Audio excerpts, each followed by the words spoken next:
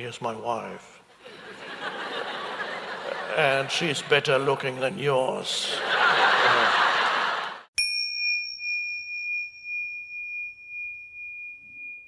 Now you begin to lose the present moment internally when the place you want to get to, whatever that may be, whether it's tomorrow or in 5 years' time, or even 5 minutes from now, you lose the present moment and your state of mind becomes somewhat or very dysfunctional when whatever goal you have or destination you have in the future occupies more of your attention than the present moment.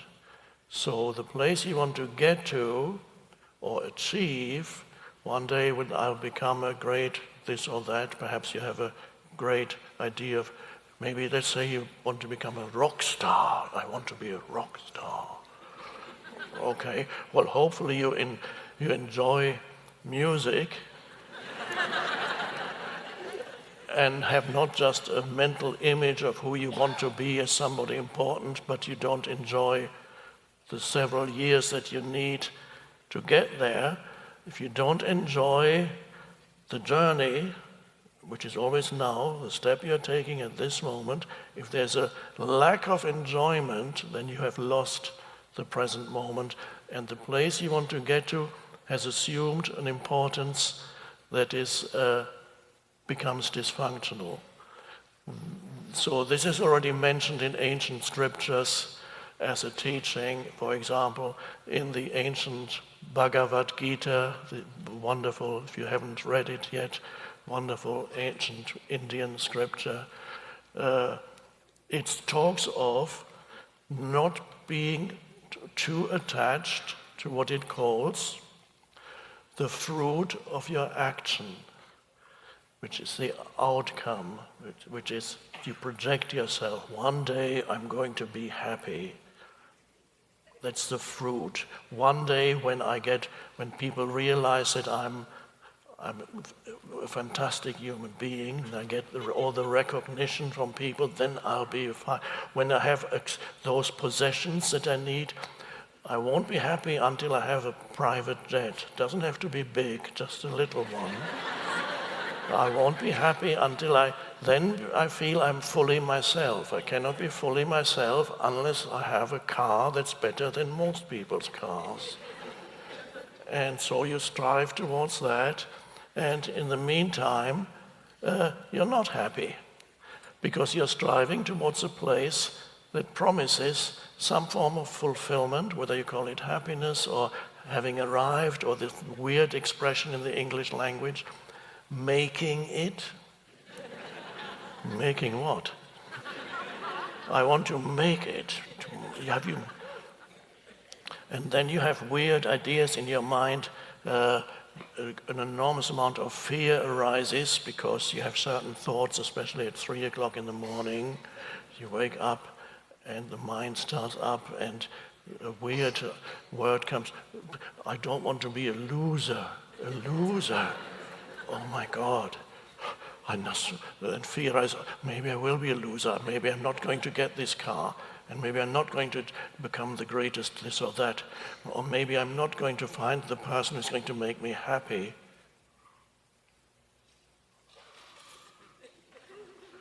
Well, you won't. There is no human being on the planet that can make you happy unless you find the source of happiness within yourself, in which case you'll be quite happy with somebody. It's likely, but that person will not cause you the happiness except while you are going through the honeymoon period. And that is human beings. You look to human beings. Some future, I need to meet my soulmate. I need to meet or whatever it is. Or maybe it's a trophy wife. You can show off. Here's my wife. and she's better looking than yours.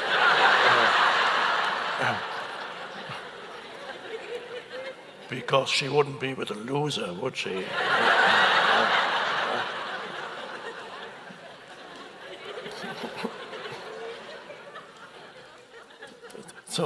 And then, of course, after a little while, the trophy wife won't satisfy you, and then you have to look somewhere else. In fact, she might make you unhappy, or you make her unhappy. You make each other unhappy. So this is very common. Many of you may have experienced as far as looking to a human being to make you happy. You may already have experienced that didn't work. Because the very human being that you chose to make you happy, only 2 or 3 years later, or 4, 5, made you unhappy. The very same person whose purpose it was to make you happy, and you signed a contract, so it was all fine.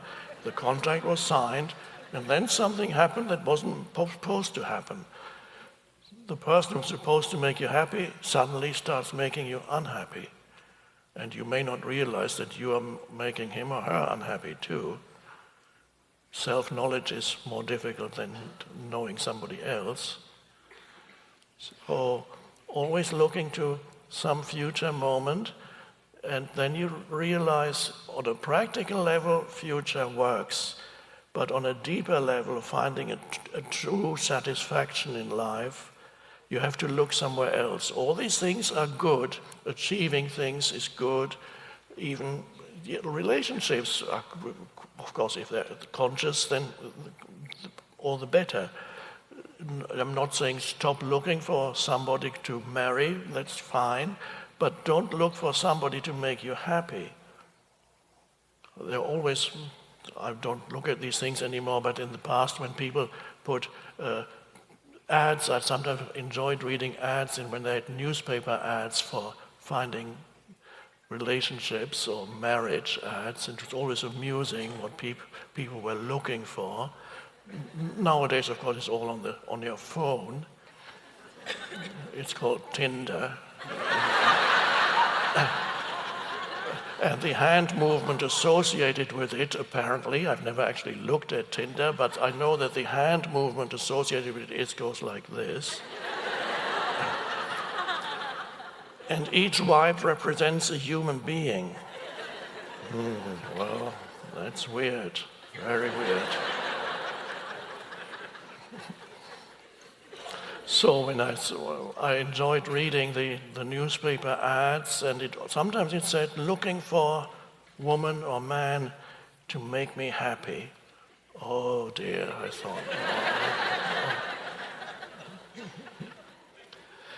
So the future then, what is the future that never appears, that can completely occupy our attention to such an extent that we lose actually the most important thing in life, and that is to be at home with yourself in the present moment, to feel where you are, to feel a kind of, this may sound a little strange, to feel a connectedness with being. The connectedness with being, so that you're rooted in something deep, abiding. There's a deep peace, not a dead kind of peace, but an alive peace. To be rooted within yourself, to be yourself, here and now, in this moment. Losing that, or never discovering it, never realizing even the possibility of this existing in your life, then if you don't find the true meaning of present moment, of the now, which is very deep, as we will see, it's very deep, then you live flitting around the surface of life. There's always some future moment to either be afraid of or be attracted to. The future is a two-edged sword, as you might discover when you're starting to think and worry, and there's the hope that the future is going to make me happy in some way through a human being, some attainment, a possession, some recognition, whatever it may be, or security, ultimate security. One day, I just want to feel secure. I want to feel secure. And they might even sell you life insurance and say you'll feel really secure. Just buy this, and you have a pension plan, and then I'll be okay. You just need a good pension plan, and then it feels. Life insurance, of course, means you have to die first before anything. So it should be called death insurance. So security, I'm looking for some sense of security, and you look some security in external conditions. I want to have a place. Yes, it's a very human thing, but you may need to live for a while to realize no matter what situation you go into, no matter who you are with, and no matter what you achieve in life, always this sense of insecurity, of fear, of insufficiency, of some underlying sense of lack or something not quite right, always it resurfaces sooner or later, and usually sooner. And so if you thought, let's say you achieve everything that commonly in our civilization, the media and so on, or the magazines or internet, whatever, tell you that the highest you can achieve is wealth and fame, and then you think, if I only had all that, then I would be a happy human being, I would have security. And of course, many human beings who have achieved it, I've met quite a few, that was quite interesting, who in the eyes of the world had everything, and they were unhappy. In fact, some of them were more unhappy when they got everything than before, when they still were striving to achieve those things. They were more unhappy because now, when you have already tasted everything, you no longer have some ideas that once I achieve that, I'll be happy. Well, you have everything. What can you achieve now? Okay, well, you could think enlightenment. I've got the private jet. I've got all the money that I can do anything, but I'm still unhappy. Okay, if the unhappiness that arises there, if that brings you to the possibility of awakening, then that's a good thing. Now, the thing we need to recognize is no matter what you achieve, there's nothing wrong with achievement. But ultimately,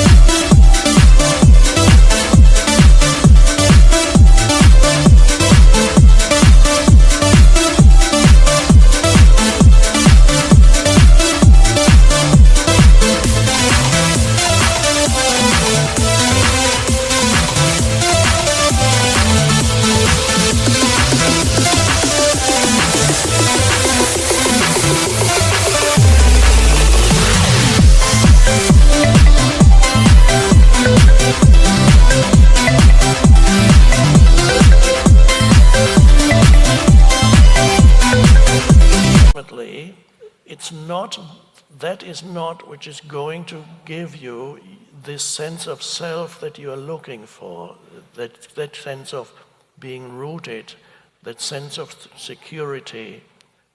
Everything in this world is insecure, ultimately.